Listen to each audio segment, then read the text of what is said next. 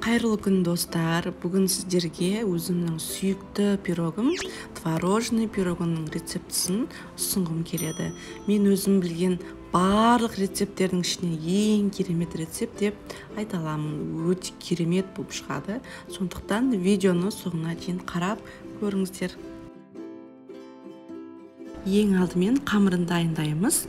Ол үшін қанттың үстіне бір дана жұмыртқаны салып, венчикпен кішкене қантымыз ергенше жақсылап араластырып аламыз.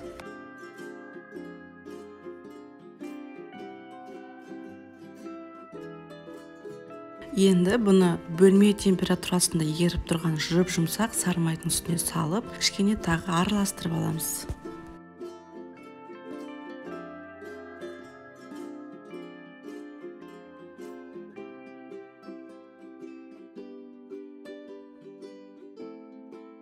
Оның үстіне қопсытқышты және ванилинді салып, тағы араластырамыз.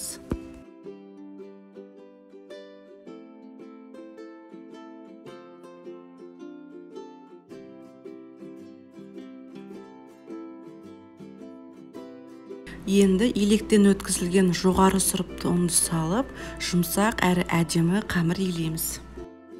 Осы рецепттің барлық құрамын видеоның астына жазып қойдым.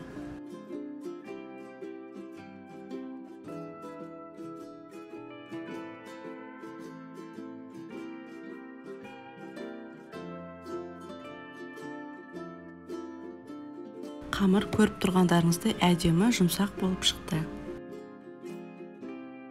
Қамырымыз дайын. Енді қамырымызды алып, бірден жұмыс жасай берсеңіздер болады, немесе тоңазытқышқа 30 минутқа салып қойсаңыздар болады. Енді астыңғы бөлігін осылай видеода көрсетілгендей етіп жайып шығамыз. Мен қамырды тоңазытқышқа қойған жоқпын, бірден жұмыс жасап жатырмын. Енді қамырды шеткі бөліктеріне салып шығамыз.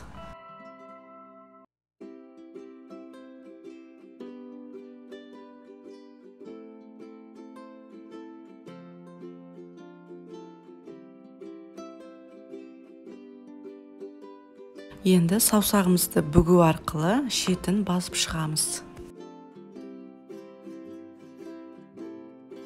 Енді шаңышқының көмегімен осылай шеттерін тегістеп аламыз.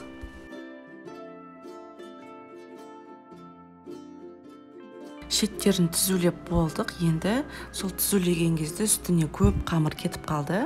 Енді ол қамырды шаңышқының көмегімен тегістеп шығамыз. Артылған қамырды астыңғы бөлігіне салып шықсаңыздар да болады, немесе алып тастауға болады. Мен артылған қамырды астыңғы бөлігіне салып шықтым. Одан кейін қолымызбен бір қайтара тағы тегістеп шығамыз.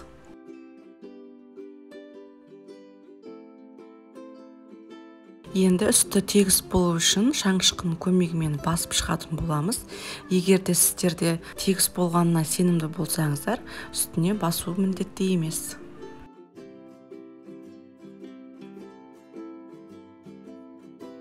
Енді қамырымыз әдемі дұрыс пісу үшін шаңышқымен осылай астын тесіп шығатын боламыз. Дайын болды. Енді тоңазытқышқа сала тұрамыз, себебі қазір начинкасын дайындаймыз.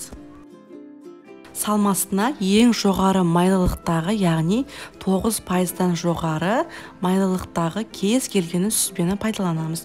Енді үстіне қант, жұмыртқа, қаймақты саламыз. Бұл ингредиенттердің барлығы бөлме температурасында тұрғаны дұрыс. Менде қаймақ 20%-лық дүкеннің қаймағы.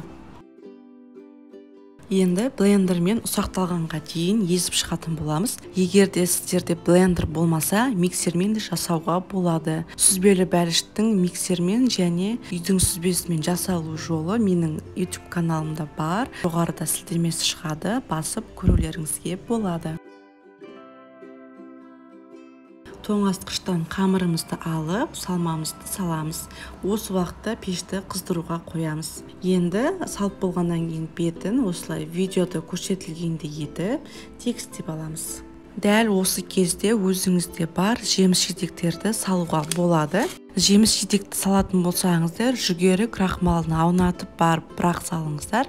Сол кезде пісіп шыққан кезде қатты жарылып шықпайды. Қысып тұрған пеште 180 градуста 30-35 минутта пісіп шығады. Сіздің пештеріңізге де байланысты. Пирогымыз пісті, осылай кішкене көтеріліп пісті. Қазір суығаннан кейін басылатын болады. Пирогты ыстық күйінде формасынан алмаймыз. Толық 1 немесе 1,5 сағаттан соң ғана формасынан аламыз. Мінекей пирогымыз толықтай дайын. Мен пирогты толық суығаннан кейін ғана кесіп көрсетіп жатырмын.